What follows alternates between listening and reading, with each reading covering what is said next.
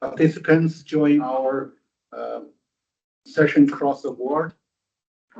Welcome today, UN IATT's webinar on the Joint SDG Fund, held at the margin of the third PrepCon session of the fourth International Conference on Financing for Development at the I'm with you from UN DESA, IATT coordinator. I'm honored to serve as your moderator for this important discussion. The Joint SDG Fund plays a pivotal role in accelerating the progress toward sustainable development goals by fostering the collaboration across the UN system and driving systematic transitions at the country level.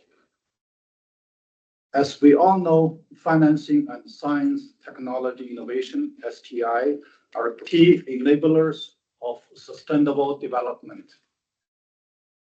With the Pact for the Future and the upcoming Financing for Development Forum, this is more critical than ever to ensure that the UN system is equipped to leverage STI effectively to address the global challenges, promote inclusivity, and support member states in achieving SDGs.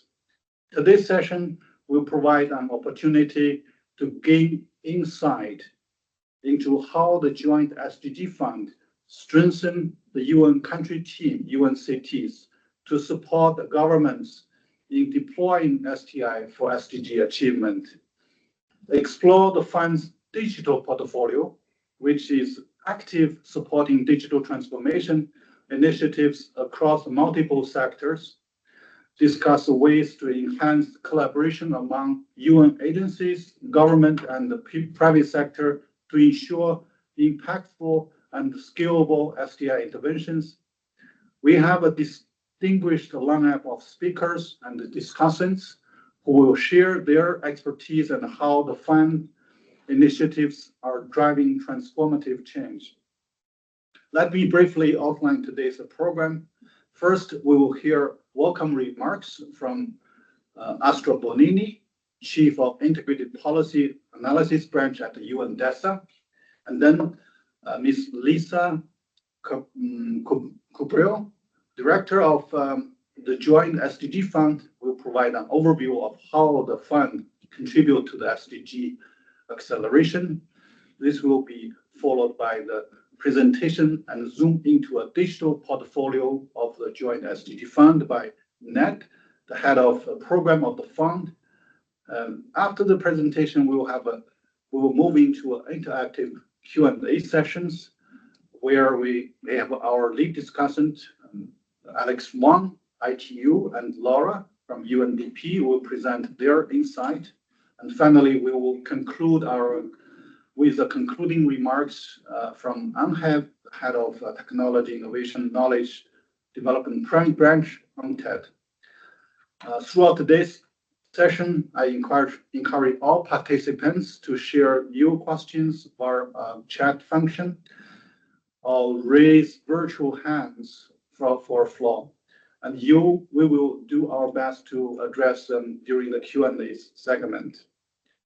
Now, let me hand over to my chief, Astra, who will provide opening remarks. Astra, the floor is yours.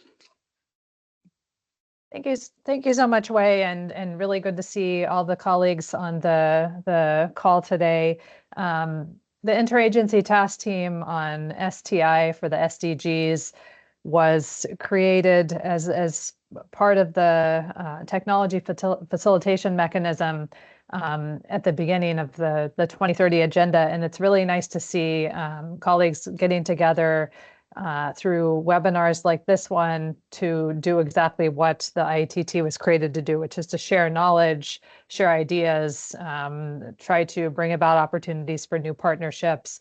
And this webinar series is an opportunity beyond our regular IATT meetings to have a little bit more focused conversations on some particular initiatives of IATT members.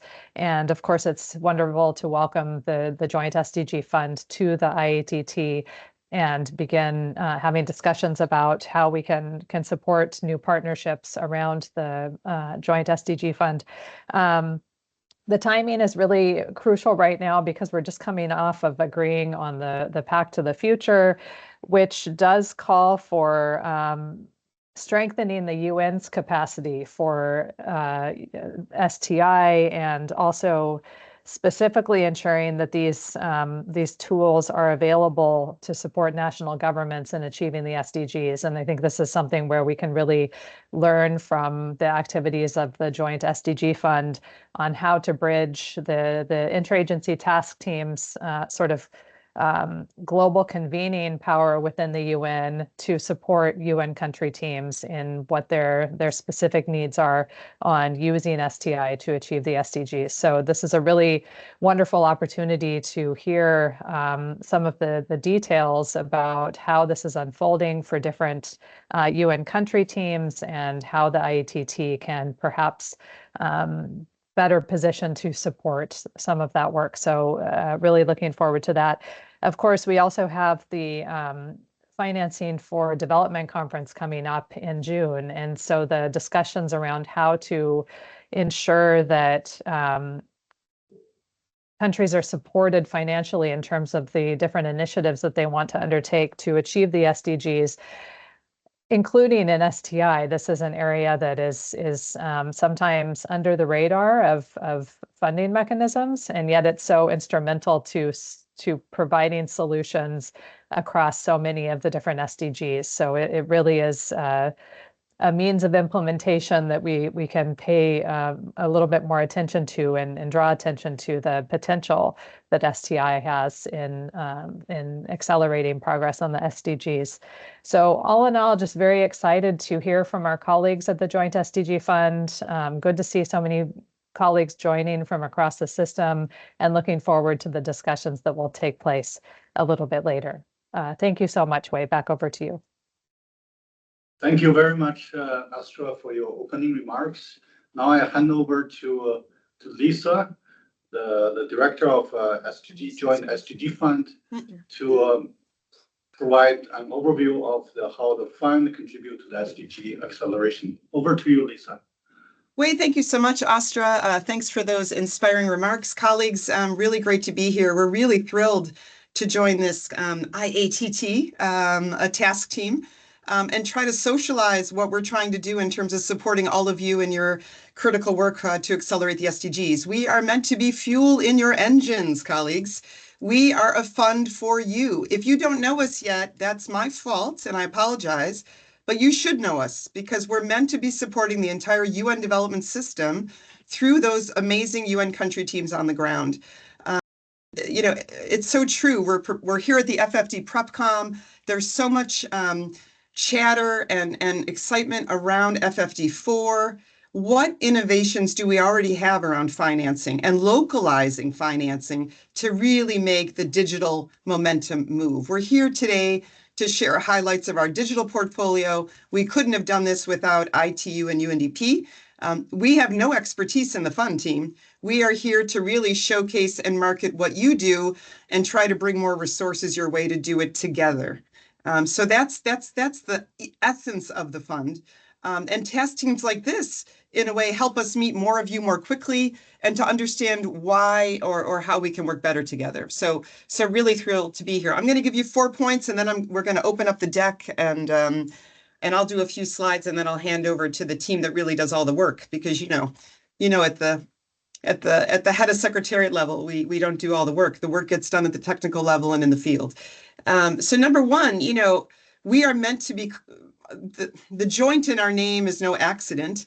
It's the jointness of how we collaborate as UN country teams, but also as colleagues across the headquarters. So how do we at this critical time within the United Nations deliver better results together. And how do we do that with greater efficiency in a more integrated manner to make sure that those precious donor resources are maximized with a focus on policy, investments, financing, and partnerships, right? So in the spirit of the FFD PrepCom, how are we looking at that across STI? And I confess, I wasn't aware of all the depth of the scientists and the gurus that the UN has at its fingertips. To me, how do we get and package that and curate it to make sure that our UN country teams can use that at the country level, right? It's really always that delivery mechanism all the way down to the last mile and back up again that is, to me, most exciting.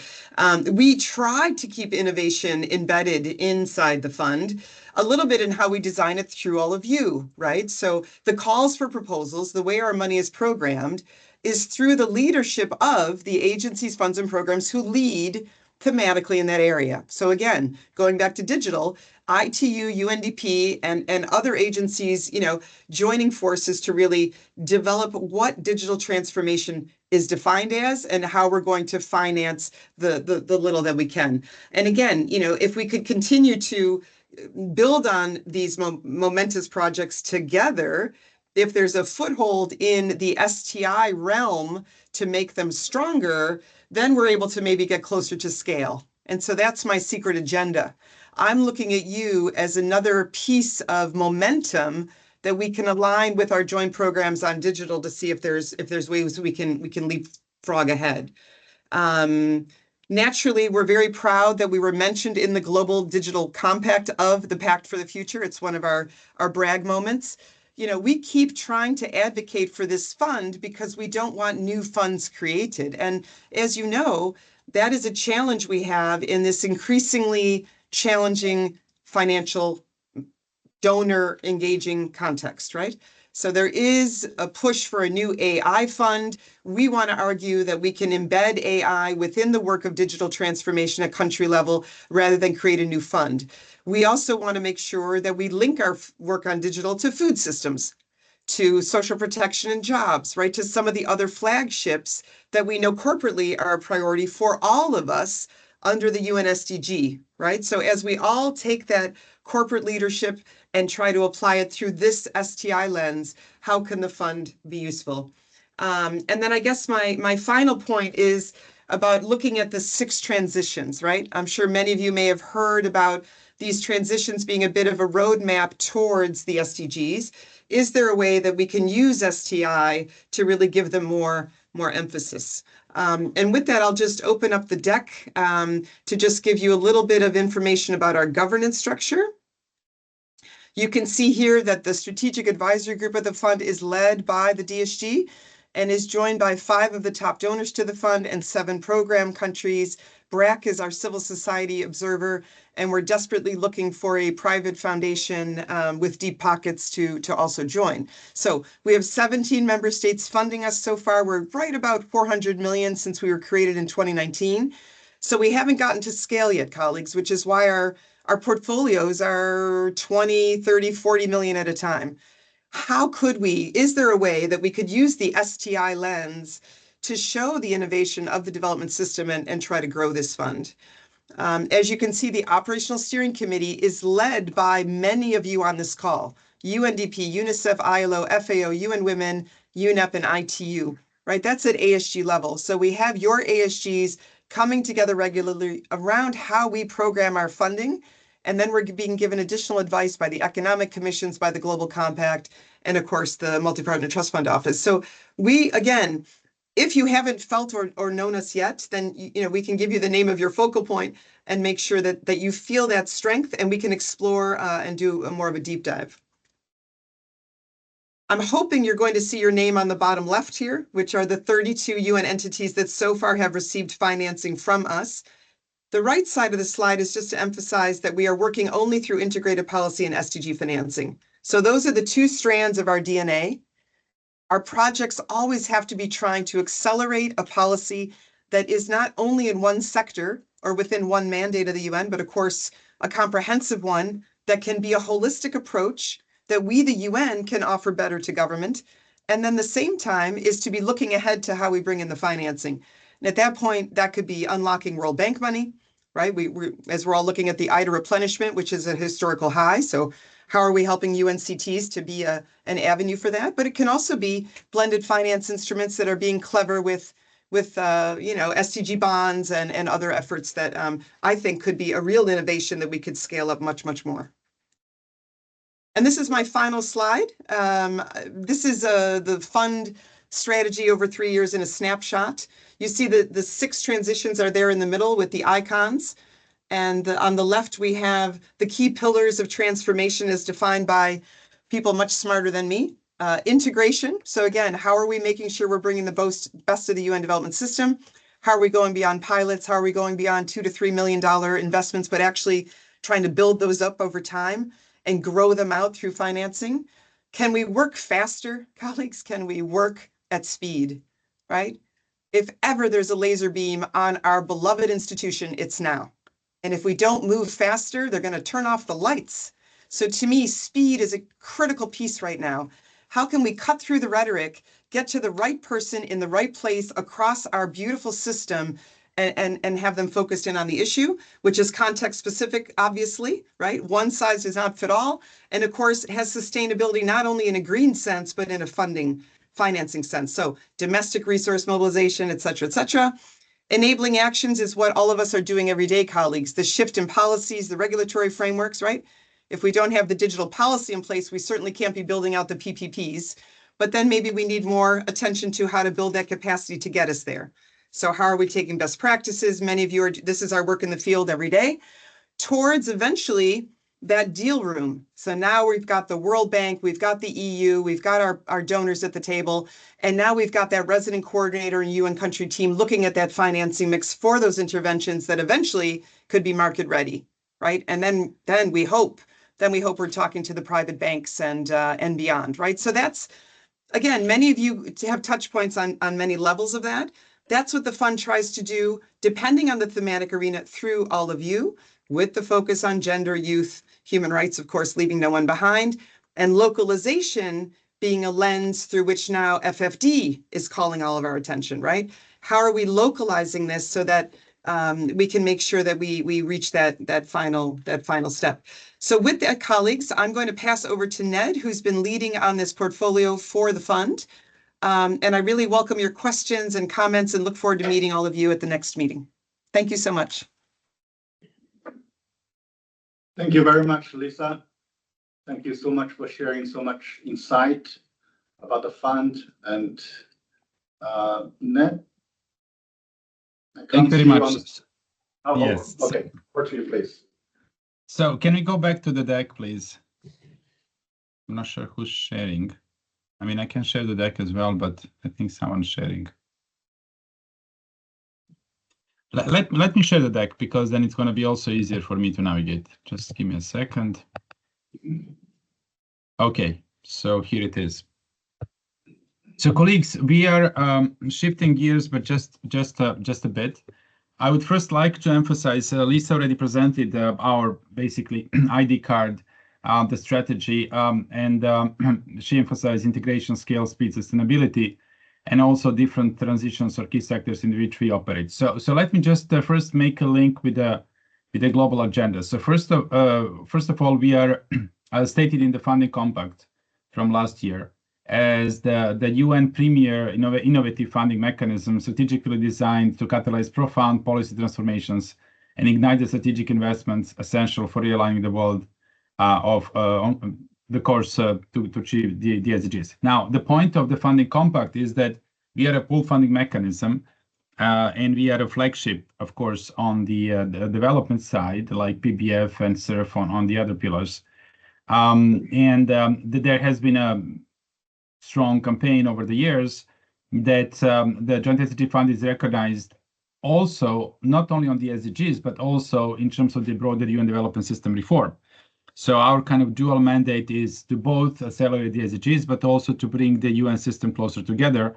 So the main instrument that we use are the joint programs at the country level, led by the resident coordinator and implemented by a group of agencies, in line with the cooperation framework, in line with national priorities, and also aiming to improve the coherence integration of the broader UN country team. So that's our instrument, and we have very decentralized approach. So basically, joint programs are co-designed by the government at the country level. We don't micromanage. We just provide these broader frameworks. And for digital, it's also important that, as you will see when I present the digital portfolio, we based it, the original investment strategy was based on the Secretary General's roadmap for digital cooperation, but it's also aligned with the Global Digital Compact, and we were recognized in the GDC as the key mechanism. With regard to accelerating digital transformation, I'll go into more details on the portfolio. I just want to emphasize that we do represent, and we had, you will see on the next slide, quite a bit of a footprint so far, but we do represent this kind of a link between global and country levels. So we do align with global priorities, but then we provide opportunities for the country level to land those, customize them, and have genuinely a participatory and inclusive both design and implementation joint programs. So in terms of our footprint, so I'm not going to go into all of these. We can go back to this in the discussion if you would like, but we basically, you see all these dots. So this covers basically just what we have launched last year. So we had over, I think, close to 300 joint programs in the past 4 years. But specifically last year, we launched 7 different funding rounds or 7 funding tracks in which we massively went into supporting these key transitions or focus areas in line with the strategy as Lisa presented it. So we now have 123 new joint programs. 25 of those are high impact. High impact means that these joint programs, they're usually $1 million a year, so $2 to $3 million over 2 to 3 years. But they are a whole new level of ambition because they're expected to deliver outcome level results within those 2 to 3 years. So these are really about rapid implementation of things that already exist in terms of solutions, in terms of proof of concepts. And this was a major push for us and for the country teams to really get to that level of ambition. And then the rest are seed funding. So we were seeding a lot last year, hoping that this would become a pipeline. And then this and in the coming years, we would bring them to the level of high impact, at least some of those. So you see $85 million invested or committed, well, invested, almost half in the LDCs, LLDCs and seeds. And you can see by region. But interestingly, digital, of course, is the largest, followed by food systems, jobs and social protection, localization, and so on and so forth. Yes, sorry. We didn't see the slides moving. It's still the first slide on from SDG Summit to the Pact of the Future Accelerating SDG slide. I think you probably mentioned the other, yeah, okay, good. Now it's sorry, so you didn't see this. Can you see the slide with the pie chart with the map? Now we see this slide. It just changed. Oh, okay. Okay, I was talking to that slide for a while. Okay, so this is a summary of what I just said. Apologies for that. I don't know how that happened.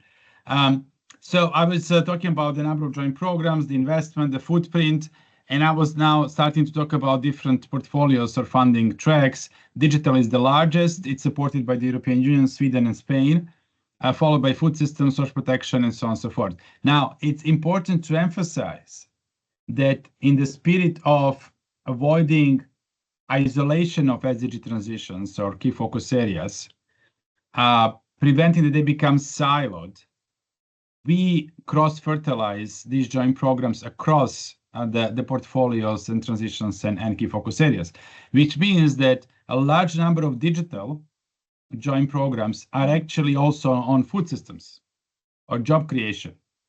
A large number of others are on digital because they have digital components. So when it says digital or food systems or social protection and jobs, it's not really limited to those. It really cuts across other focus areas.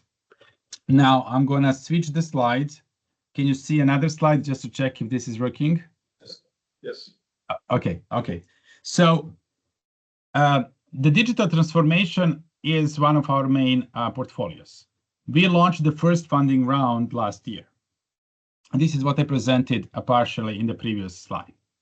The main objectives come directly from the Secretary General's roadmap for digital cooperation, because when we incubated this a year and a half or so ago, that was the only central global agenda. But as we moved into the design of specific joint programs, we adjusted and kind of anticipated also the Global Digital Compact. We have something called offerings, which are, because we don't really decide what the country teams put into these joint programs, but we give them a framework. So the framework for this was 5 offerings, and you can consider them sub-focus areas or clusters, indicating which are the major opportunities for catalytic impact of our funding. So government service system transformation, so digitizing services, but also a lot on interoperability, which kind of overlaps with inclusive digital connectivity. Do note that we do not, as the fund in general, we don't invest into infrastructure. Our mandate is upstream policy and financing. So for instance, when you talk about digital connectivity, we don't go and kind of extend the broadband network, but we work on legislative changes or incentivizing investments or something that will increase digital connectivity, usually at the local level and usually for the underserved areas, as you will see in the next slide. Digital finance and payments, quite substantive in our portfolio currently. E-commerce, market access and trade, something that we were kind of probing into, but actually quite prominent in at least a couple of countries, and one country fully focused on cross-border trade and digital technology. And then digital for the planet is less prominent, but we wanted to advocate for more of the environmental approach to digitalization. Now, there's another filter that we used, which is about cross-cutting digital drivers. I'm not going to go into this, but this basically talks about the broader agenda and understanding of digital transformation, whether it's digital public goods or digital inclusion in underserved areas. This is what we emphasized, I already mentioned. In a couple of countries, capacity building digital skills, not for themselves as such, but really mostly focusing on SMEs or smallholder farmers. And then digital human rights, which I'm always reminded by our human rights colleagues that there are no digital human rights, they are human rights only.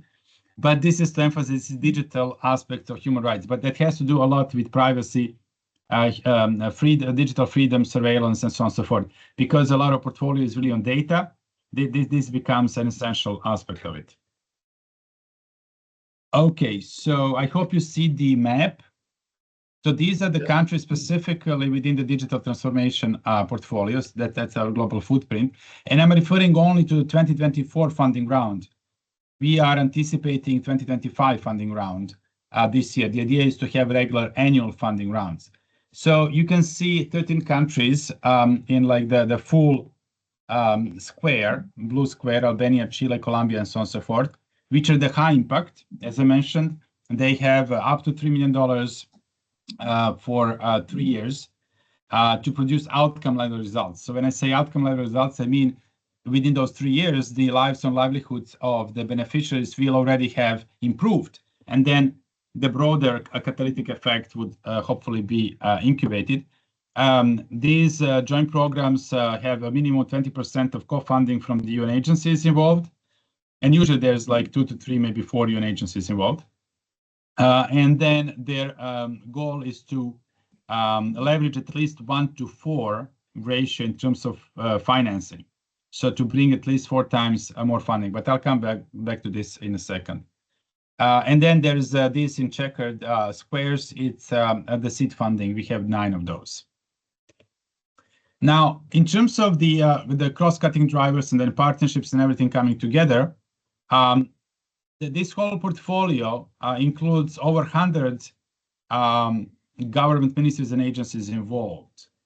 So this emphasizes that we really work with very strong national ownership.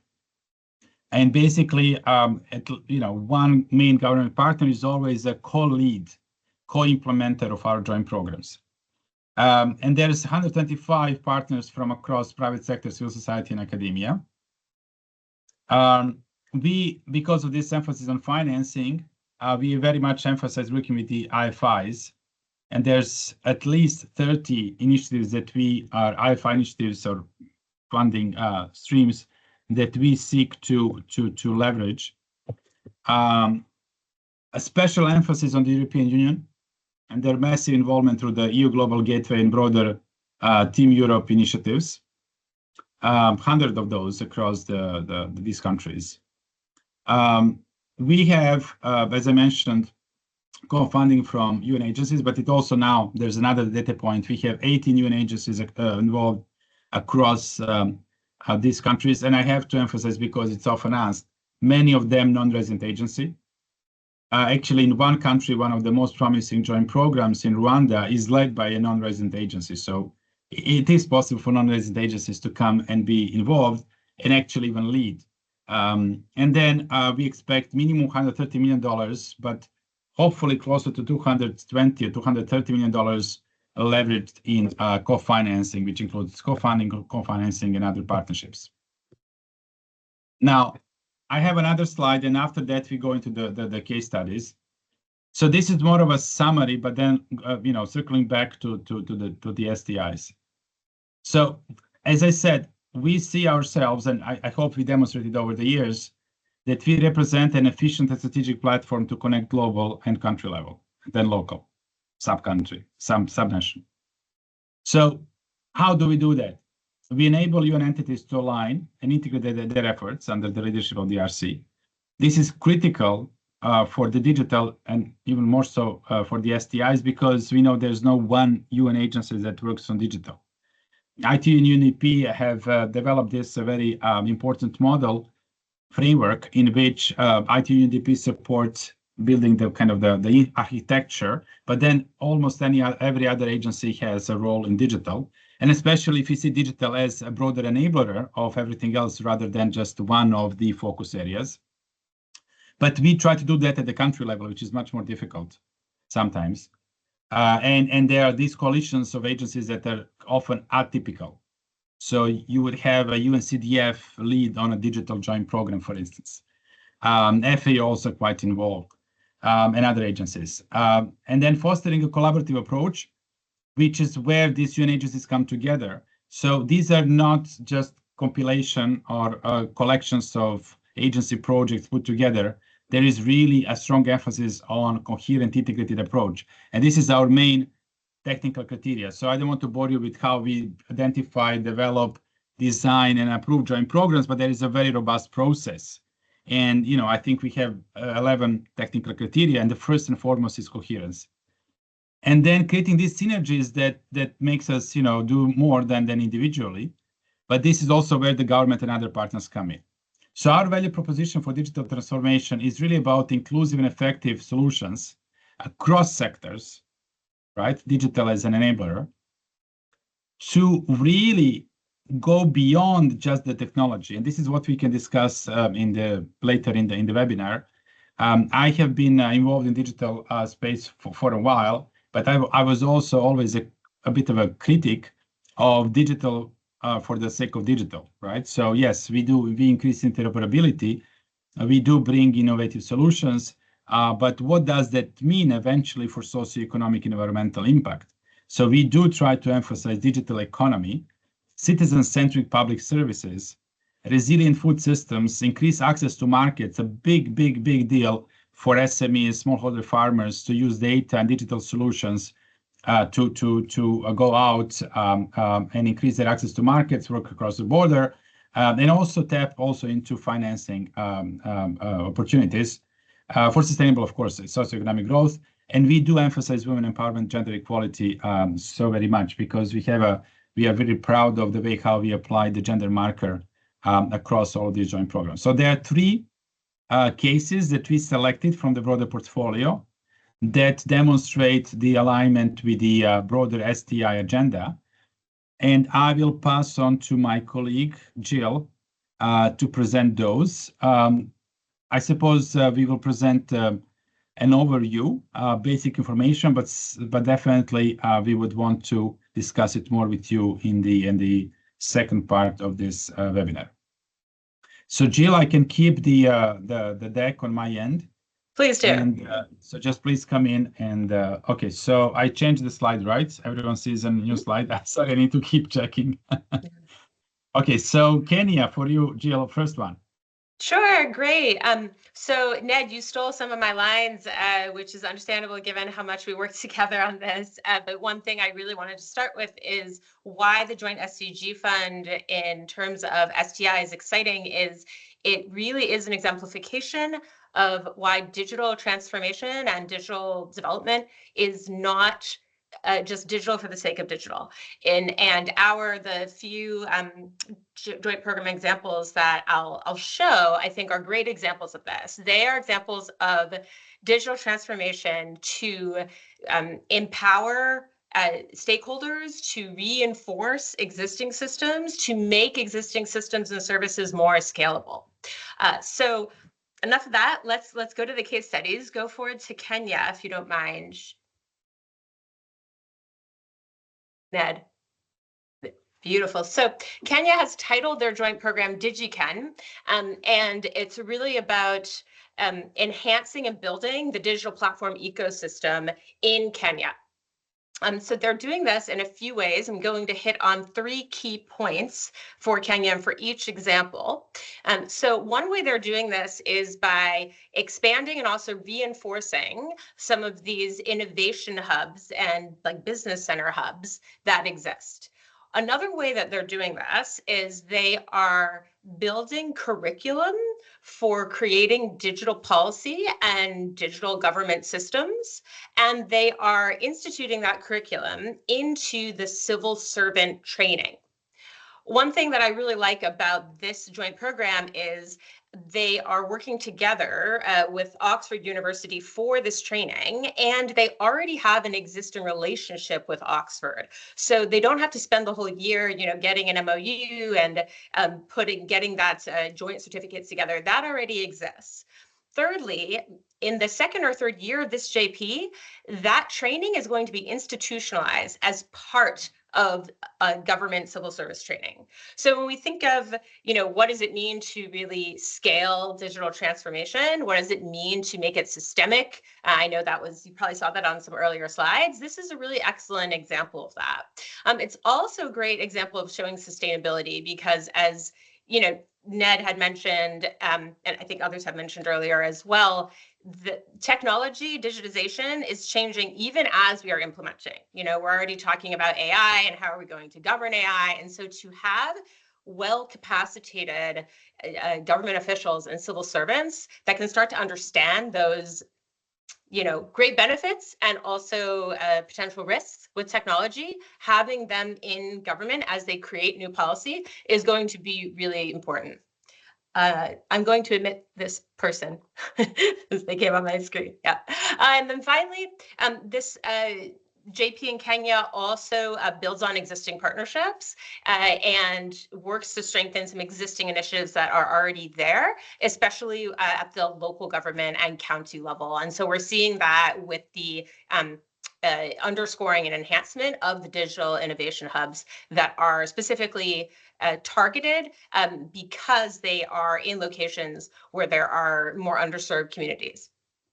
So I will next go to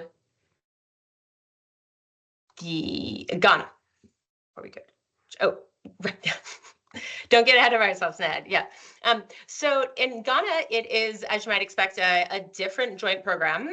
This one is focusing on leveraging digital ecosystems for an increase in micro, small, medium enterprise productivity in Ghana.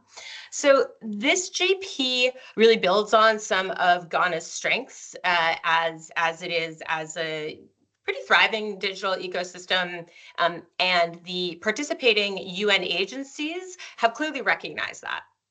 And so what this focuses on is building both capacity, but also helping to build the infrastructure, the business infrastructure that can lift up and enable micro, small, medium enterprises. So there is a focus on how to enhance that infrastructure with, again, a focus on digital hubs and also specifically hubs that support MSMEs. So there's a twin there that I'll explain in a minute. And also to specifically tackle challenges with expanding access to finance and using digital financial services to do that.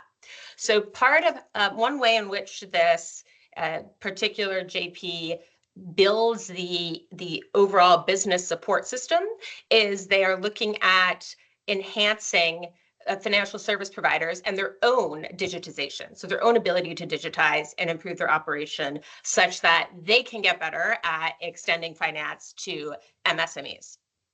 But an additional way is also creating the business infrastructure to better serve MSMEs for the business today, which means helping MSMEs have more capabilities in order to access and leverage digital platforms and e-commerce, and then also their own ability to, adopt digital solutions and digital tools for their business. And so all of this kind of leads to this third point about contributing to Ghana's digital infrastructure and their technological advancements. Ghana just had an election, and there are a lot of things on the table for them with expanding their digital financial ecosystem and greater financial inclusion with that. And this joint program aligns very well with those national efforts. Let me go to the next one. I don't want to talk for too long. Okay. And then we're going to travel very far, all the way to South America, to Chile, where, we're real UN people traveling all around the world in this PowerPoint. And so Chile is different in its really explicit focus on expanding digital connectivity in areas that are lagging behind, and then ensuring they're scaling the benefits of that connectivity. So what do I mean by that is this joint program has targeted some of the localities that are really the most falling behind, meaning there is quite a strong digital divide between these particular rural localities and the urban areas, and they have some of the highest multidimensional poverty statistics and rates. So they are looking to expand the digital infrastructure, broadband digital infrastructure there, and to expand services available through digital means. So their two first focus here are on telehealth and telemedicine. And they expect to benefit up to, if not more than 25,000 inhabitants.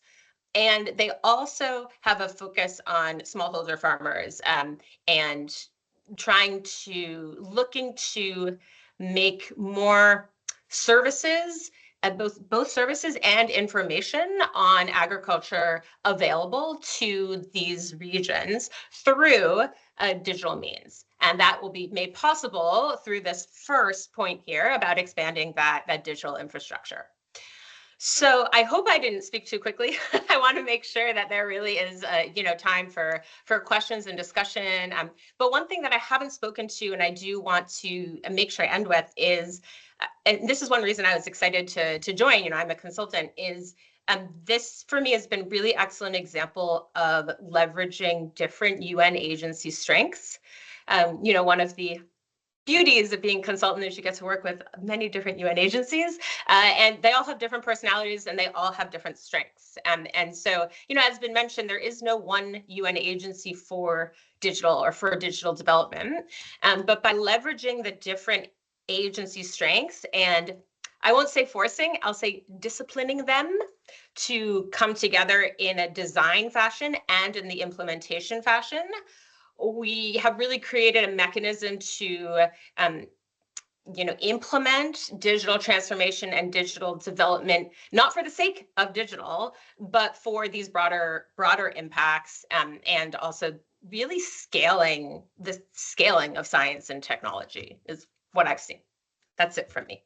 Thank you very much, Jill. Just before we close, and also a bit of a segue to the next section, none of this would have been possible without our interagency group. We have something called digital technical support group, which includes a number of agencies, and I think it keeps growing, which was really led by the IT-UNDP joint facility. Laura here and Alex, I don't see him, but I suppose he's going to be having an intervention. Oh, Alex. Oh, I didn't see you there.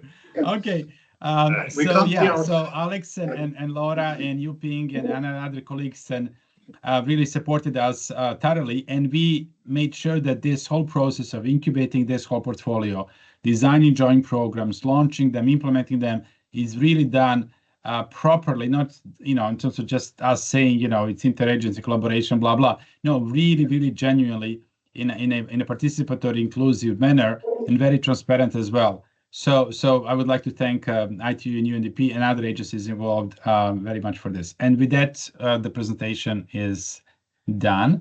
And so back to you in terms of the next steps and the next parts of this webinar. Thank you very much.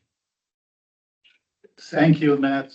Thank you, Lisa and Gio, for those insightful presentations. We now move to our Q&A sessions, where we will explore some key issues surrounding STI, digital transformation, and the UN collaboration for SDG acceleration. We are fortunate to have two lead discussants join us today. The first discussant is Alex Wang. He's a senior advisor at the Executive Office of ITU. And we have another lead discussant, Ms. Laura, Digital Transformation Implementation Specialist at the UNDP. I will start by posing a few guiding questions for our discussant. How can the joint SDG fund best position itself to support the implementation of the Pact of the Future and the Digital Global Compact? What are the concrete examples of STI applications that have effectively accelerated the SDG progress, particularly in developing countries? And three, what are the biggest challenges in deploying STI at the country level, and how can UN agencies best collaborate to strengthen national capacities? I first turn the floor to Alex, who is sitting next to me. Alex, the floor is yours. Thank you, Wei. Thank you, colleagues. Lisa, Ned, our colleagues from the Secretariat. First of all, for ITU, we've been really proud to be associated with the Joint SDG Fund. And as a smaller agency, and I think some of the smaller agencies, or I should say the non-resident agencies, on the call, I wanted to share sort of a bit of the perspective from ITU side in answer to Wei's questions. And it's been a pleasure to see how the fund has developed. I guess, first of all, on that very first question, I mean, right now, more than ever, I think the UN needs to show we're efficient and we're not duplicating things. And that's, of course, always the challenge, is that the UN, with all of our agencies, are all doing things in parallel. So when we were first approached by the Secretariat to co-lead the technical window, and I want to remind, and Ned, you mentioned this, but the technical support group that ITU and UNDP coordinated was also on behalf of UNCTAD, UNESCO, UNICEF, UNCDF, and UNEP. Okay, so right from the beginning, the design of the program was to bring UN agencies together to work on this. And the 25 country programs that Ned talked about were selected through a transparent, jury-driven process for all the different agencies the support group were part of. And so I just wanted to start from the beginning. The design of the Joint SDG Fund means we're trying to get all the agencies to work together and coordinate. The second point, the fact that now, because of the contributions of the key donors to the digital transformation window, the EU, Spain, I don't know if there's others, there's now money on the ground and to the resident coordinator. For the smaller agencies like ITU, who are not resident in every country, the fact that there is a focal point in the UN system, which is the resident coordinator, is a very easy sell for me to take that both internally within ITU, but also to other potential partners and donors. One example is with the development finance institutions community, the DFIs. In fact, Lisa presented in a call that ITU was chairing or coordinating together with 6 or 7 of the DFI communities. So these are all the regional and international development banks. And they really welcomed that the UN had this mechanism that was funneling at a country level to the resident coordinator. So they actually had a name and an email and a person to talk to, so they could coordinate their programs with the UN program through the Joint SDG Fund. So I think the first comment I would make is the Joint SDG Fund mechanism really gives a place for everyone to come together.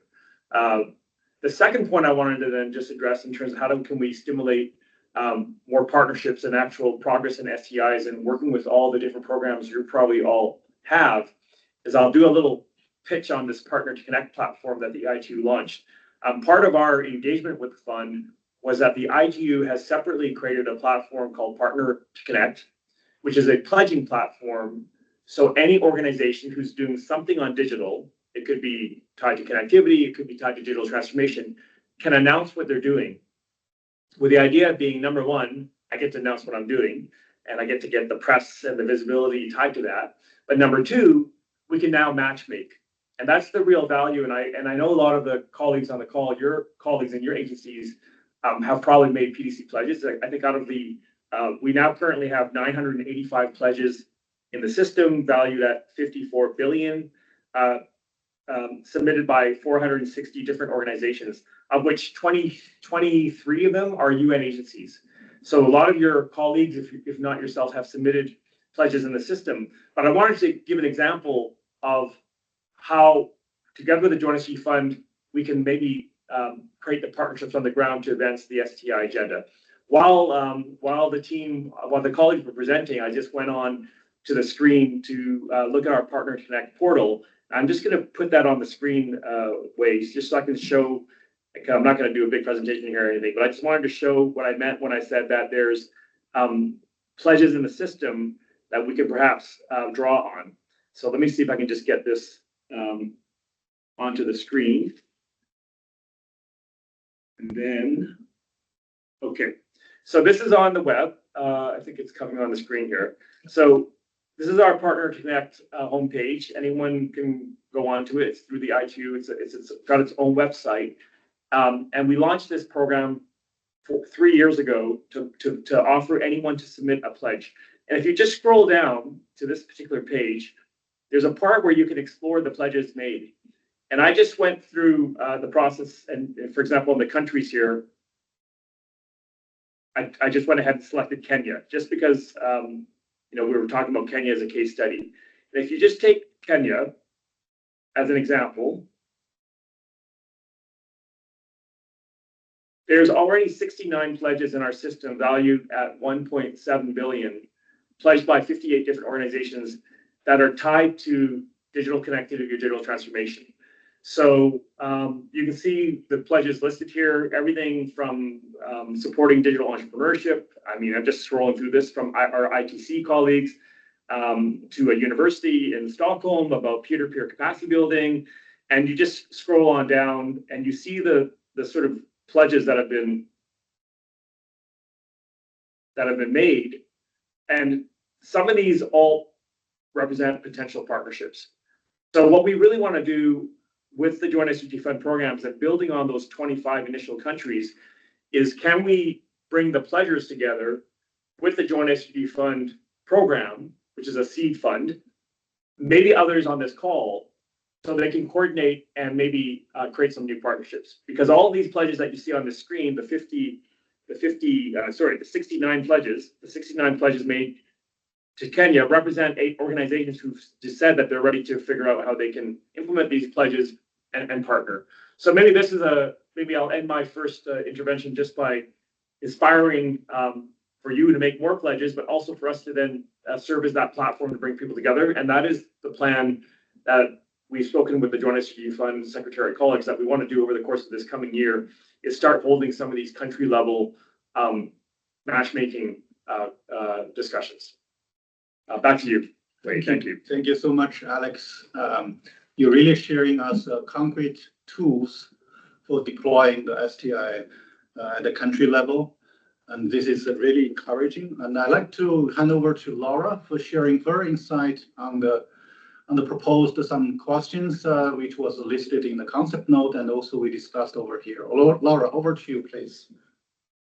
Thank you very much, and good afternoon, good evening to all of you. It's such a pleasure to be here and always inspiring to connect with this group. I think on behalf of UNDP, I would also like to reiterate just what a pleasure it was working with this interagency group and the tremendous and substantive contributions we had from every agency working in this group to frame the digital window, to help with the decision making around which of these great proposals would actually be advanced, and now really through the implementation phase to help provide the support that's needed to these proposals on the ground.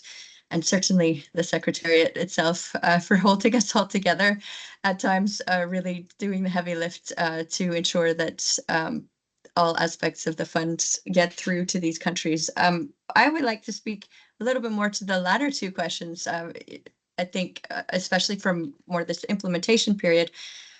First of all, to the question regarding concrete examples about how we're accelerating progress on the SDGs. I mean, we saw three nice examples in the presentation of the what is behind some of these projects. I'd also like to talk about much more relevant to this audience, I think, is also how we're starting to see how these smallish projects are catalyzing larger projects and stimulating some more opportunities at the country level. So I'll take one example in particular, Sri Lanka. In Sri Lanka, the joint SDG fund has supported the development of a CRVS system, that's the civil registry system, which on the surface could sound like a digital for digital sake kind of project. It's digitalizing the civil registry. However, I'd like to emphasize the importance of that as a foundational system, which can then support all of the national public services that will be in place within Sri Lanka. So in this case, it's a joint program which is co-funded with WHO. So the initial kind of service area which is intended from this project to be expanded is in supporting health services and improvements in health services. However, we've seen and we know that's how foundational these systems are then for other public services to leverage as a foundational digital ID system to then be able to improve education services, to be able to improve civil support payments, etc. So I think that in itself is catalytic in expanding opportunities for service improvement and, frankly, more interagency collaboration around an expanded CRVS system. Now, what's also exciting, and this is literally brand new from today, a conversation I had earlier today with a colleague who is now on the ground in Sri Lanka supporting this project. Of course, $3 million is not enough to deliver the full system within Sri Lanka. It is providing the initial investment that's required to further define and frame the project. And now the Asian Development Bank is very interested in the next step of the project. And it's also has opened up about some of the challenges that exist. Money's not always the problem. It's really the framing of the projects, defining the projects, and certainly supporting the government in their capacity to deliver on the project. So ADB has a large portfolio to spend on digital specifically, and what they see the UN system can bring in this regard in terms of value for those initial phases of project development. And frankly, there's space for UN agencies to also be quite involved in the implementation, even when the loan has ultimately been delivered to a government. So I'm feeling very kind of optimistic seeing that particular example taking shape in Sri Lanka, where the joint SDG fund, the $3 million fund to a foundational service, is now opening up the possibility for much deeper investment from the government and from other IFIs to build in this area. And I think another example, which I'll share, which is very exciting as well, 4 of the 23 countries notably in this case, Ghana, which we heard about, also Cote d'Ivoire, Senegal, and Mozambique have all received funding through this digital window of the Joint Fund. All 4 of these countries have been selected as part of Italy, government of Italy, looking to make a deeper investment under Italy's MATE plan for Africa, have selected these 4 countries in particular, in part because there was already very strong momentum which had been developed around the digital enablement engagement framework, partly because of these early steps of the fund. I can't emphasize this enough, having reached out to all of the different countries, because digital is not owned by one agency and we need this collaboration. The countries that had some kind of mechanism for exchange and coordination on digital hit the ground running when this opportunity came out. And it's very similar when, a government is looking to invest in digital. Some of the countries have an interagency group which meets regularly, which exchanges information and collaborates around digital. And so some of those countries were ready with the opportunity. In this case, these four countries in Africa now have the potential, well, in fact, the commitment from Italy for up to $100 million of investment each around their digital development agenda. And this is very broad, and UNDP in this case is working with them to further define those top government priorities. So again, we see that, for instance, in Cote d'Ivoire and Senegal, $250,000 of seed funding had been provided to them under this digital window to deepen their project development and feasibility around support to an e-justice system. Again, not digital for digital's sake. This is very much about enabling the justice sector to deliver justice more efficiently and fairly to promote human rights in the countries. So what we're seeing is that seed funding happens to be perfect timing for Italy to come in with another $100 million of investment in digital in the country. So some exciting kind of results happening from this digital window quite early, frankly, in their development. I mean, the official launch for the Sri Lanka project just happened very recently. So this is only the beginning, folks, in terms of the impacts of this digital window and the promise that these projects hold. And speaking of beginnings, Lisa talked about speed. We are in a moment when AI is transforming and is about to transform everything that we do.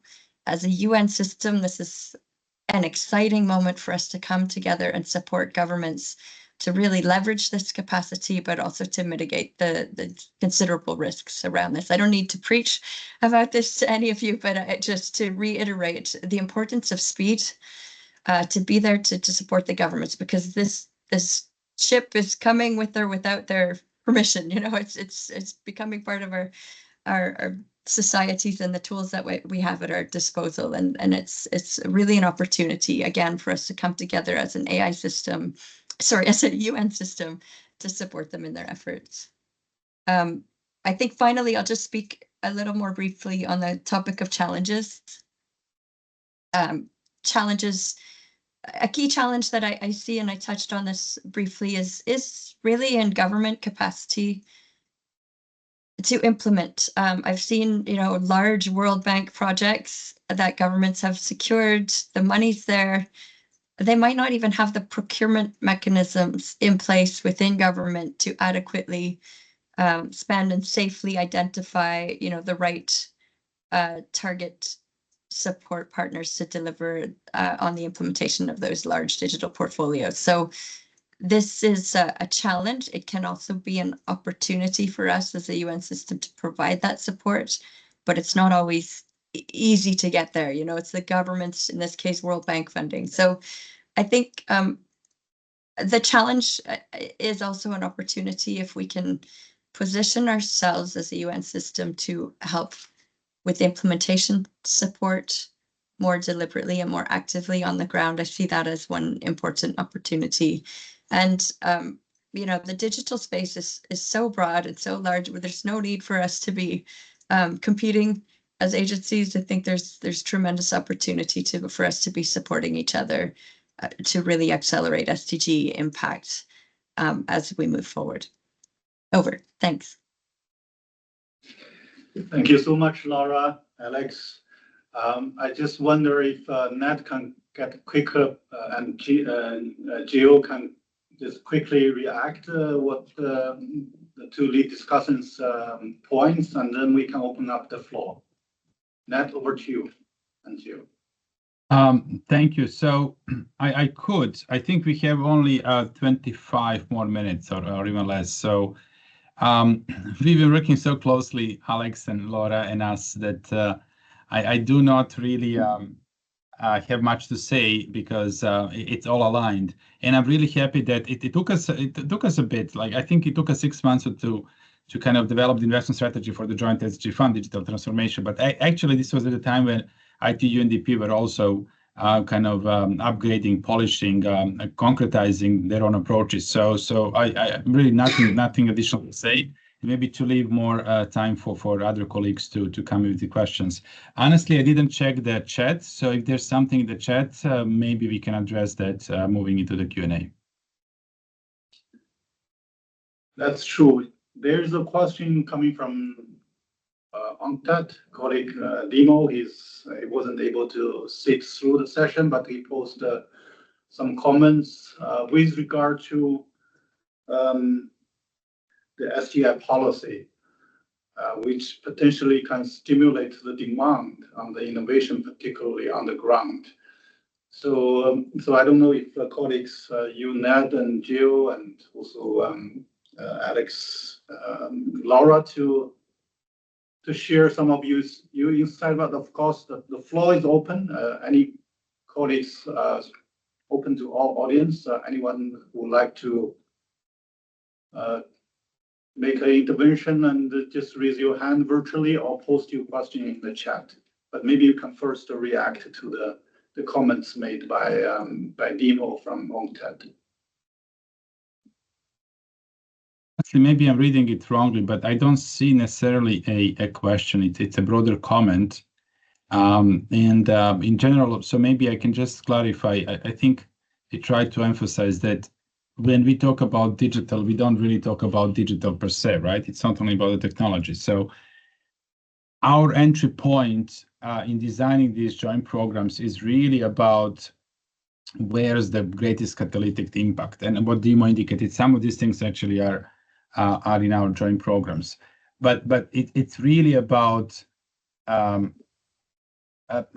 developing a coalition of partners that can understand that this is not just a temporary fix, right? So the digital, I think we will have challenges. I mean, talking about STI, and this is just from my very narrow perspective on the STI in general. I mean, I used to be a bit of an academic when I was doing my PhD and some research and books, but I think it's very difficult to, well, not difficult, but it's challenging to communicate to those who are not in-depth experts on digital or STI, what's the whole point of this thing, right?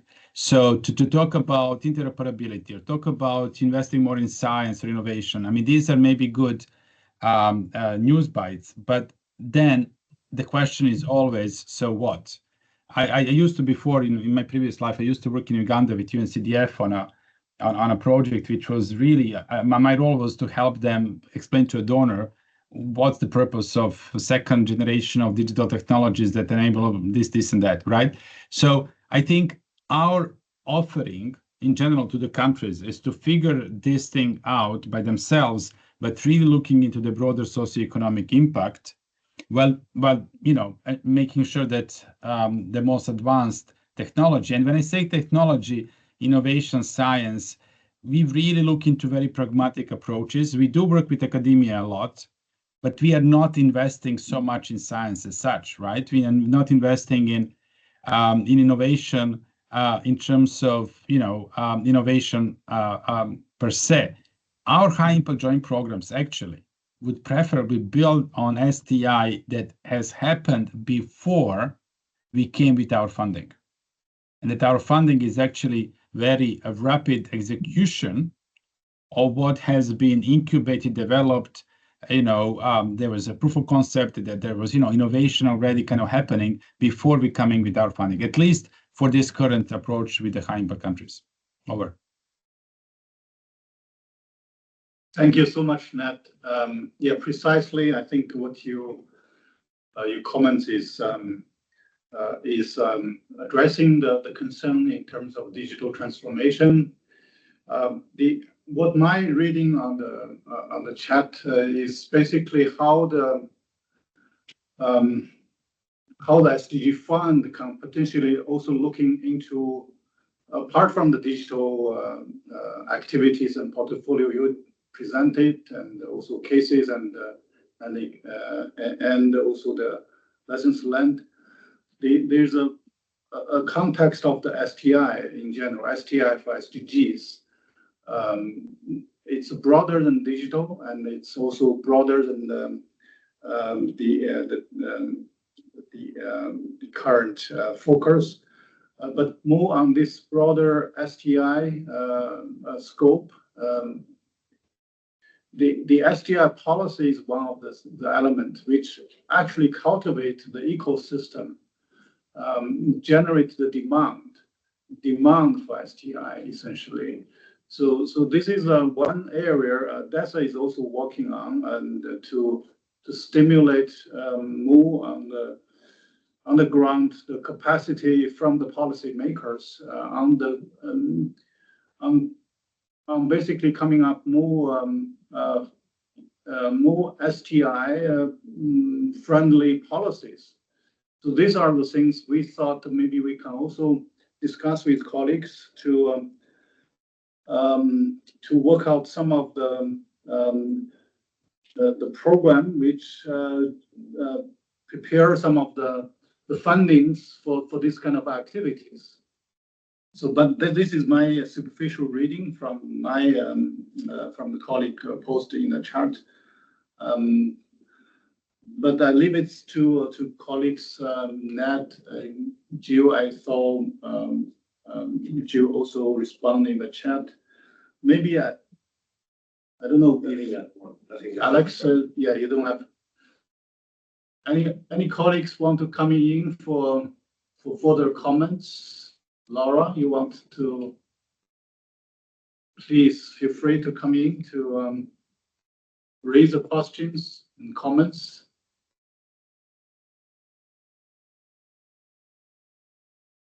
Sure. I think, on the topic of supporting innovation specifically, there are a few of the joint programs that are actually themselves investing in the innovation environment in Colombia in particular, and helping to support some more growth within that, the digital economy of Colombia, recognizing digital as an economic force as well for growth within the country. I think, so it really depends upon the specific, because we left it very broad and open in terms of what countries might want to look at. And indeed, I agree that was it Demo, who's we don't, as the UN, we don't necessarily want to pick the winners, and we don't always want to be the developers of the digital systems ourselves, although sometimes we find ourselves in that situation. So it is a question of balancing that innovation environment, inspiring the innovation ourselves, but certainly working with government as one of the lead procurers of digital services within a country can also be a way to stimulate that local innovation or national innovation as well. So I think keeping that in mind as an implementing principle absolutely can be a really important aspect of supporting the innovation environment. And then, of course, as you saw in the examples, there's quite an emphasis as well in building capacity, which then goes hand in hand with the innovation environment. If we have the capacity and knowledge within the civil service about the importance of digital, and they themselves have the skill, they might be more open then to leveraging and supporting the innovation environment. Over. Thanks. Thank you, Laura. Thank you also, Jill, to post your comments in the chat. Yeah, indeed, the digital transformation is a critical enabler for for example, transparent governance, resilient food systems, inclusive social economic growth. So it's really a cross-cutting theme to linking many of the sectors we are talking about. One of the questions we thought is probably coming from the members of IATT is on the practical side, how the IATT members can apply or can be part of this program, the joint program. What are the concrete things, how to get these things started? I don't know if I haven't seen this question in the chat and no one really raised the question, but I thought maybe this is a question coming from the members of IATT, and currently we have 50 UN entities across the UN system. One of the things from their side is how do they join? How do they get be partners into this joint program? So I don't know if colleagues can share your insight on how the inspiring colleagues how they are going to be what are the steps they need to take in order to be part of this. So maybe and I'll defer to Ned or Lisa to clarify, but this is what I say to people. So you have the 25 programs, and I think Ned and the Joint SDG Fund Secretariat team, maybe sharing the slides, we can actually share the text that describes each of these programs. So again, that's just to repeat, those are the proposals that the resident coordinator in working with government put together, and they were then assessed by the Joint SDG Fund Secretariat. And then, after some tweaking and whatever, those grants were awarded. So these programs is what the resident coordinator is committing the UN system to helping do in the country. There's a name and an email. All of you on the call probably have some STI program. Maybe it's funded, maybe it's not yet funded, and you want to work in some of these countries. So, for me, it's through the facilitation of the Joint SDG Fund Secretariat, contact the resident coordinator and see how your program can get coordinated with the program that's already being kicked off. Again, I will offer that on the Partners Connect platform, we do want to run some of these country matchmaking webinars or events, at least a few in the coming years, so I can continue to coordinate with the Secretariat to communicate that to this group, so that if we're having a call on Kenya and we're going to bring the resident coordinator together with what else is going on in the country, together with the pledgers, and some of you have interest in Kenya, then join that call. So that's just a very practical first step is review the 25 program descriptions and see which ones. We saw the 3 case studies presented here, but read the program descriptions and see which ones could be interesting. Thank you, Alex. Really, really helpful. Any further comments from the panel? Yes, please. Over to you, Ned. So on my end, I would really like to identify.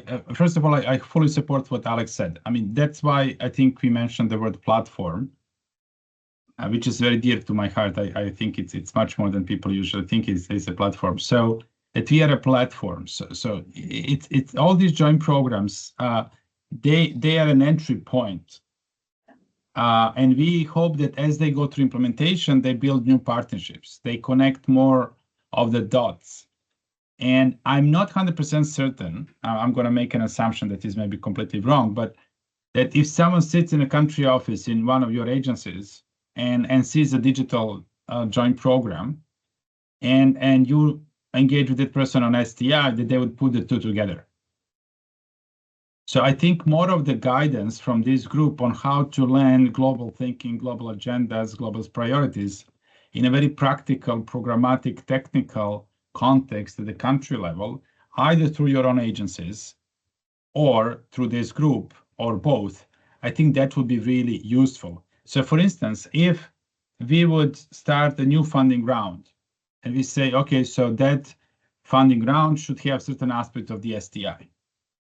Where would they find I shouldn't say guidance note because we have an inflation of guidance notes, but where would I find 2 pages describing how STI supports digital transformation in line with all the other SDG transitions, Global Digital Compact, and so on and so forth, right? So these kind of practical inputs, I think, would be quite useful. But again, partnerships, as Alex said, you know, you can see which are the agencies, which are the RCs, you know, reach out internally, reach out. But our action is at the country level. Our action is really where, and actually at the country level, what we are doing further is that we are more and more localizing our footprint and the focus. So it's not even at the country level; it's at the subnational level, at the municipal level, where it really matters, because this is where we can see this impact within 2 to 3 years more directly, rather than working on some more abstract national agendas. So that will be my comment, suggestion, and maybe an ask for this group going forward. Thank you. Thank you very much, Ned. I don't know if Laura wants to come in to share your insight at this point. Only very briefly, I think, you know, just to echo the sentiment that that very often the country office colleagues have tremendous capacity, but do not have the view to what tools and resources may well be available to them across the system or even within their own agencies. You know, they work in isolation. They're hardworking people. They don't necessarily know, because maybe there isn't a knowledge network, or they don't have enough time to participate in the knowledge network that is sharing this information. So, you know, if you do want to be actively supporting, that is the level where that most needs the support, I would say. And it would be very exciting to see even additional collaboration happening around these projects. Thanks. Thank you very much, Laura. Thanks, colleagues, for sharing your insights, recommendations during this session. We haven't seen any further comments, hands raised, so we are entering to the closing our session. I'm very pleased to invite Angel, the Head of Technology Innovation and Knowledge Development at UNOMTED, Geneva, to provide the final remarks and the next steps. Angel, over to you, please. Thank you very much, Wei. I cannot say how much I am inspired by the exchanges that we have had this afternoon. This is really, as Astra was saying at the beginning, the kind of activity that represents what the IATT needs to be engaged as a facilitator of technological progress in developing countries. I must say that I was not very familiar with the operation of the Global Fund, and I have learned a lot, even though my own agency has been involved in some thinking about particularly the digital dimension of the work, and also has benefited from support in a number of countries. I think the wealth of experiences that have been brought up in the discussion is really, at least for in my own experience, an eye-opener. I just wanted to come for a little moment, for a short moment, on the comment that came from Dimo, who is one of my colleagues and is a very knowledgeable expert on STI policy. I guess that the direction of his intervention was in the sense that with all the transformative power of digital technologies, the purpose will not be fully achieved. The development purpose that we are looking after will not be fully achieved if these technologies are not deployed in a context where there is an enabling environment which for innovation, which includes policy, and he mentioned the question of procurement policy as an instrument to generate demand for innovation, but also includes innovation capabilities among the entrepreneurial players, understood in a very broad sense of the word. It's not just the commercial entrepreneurs, but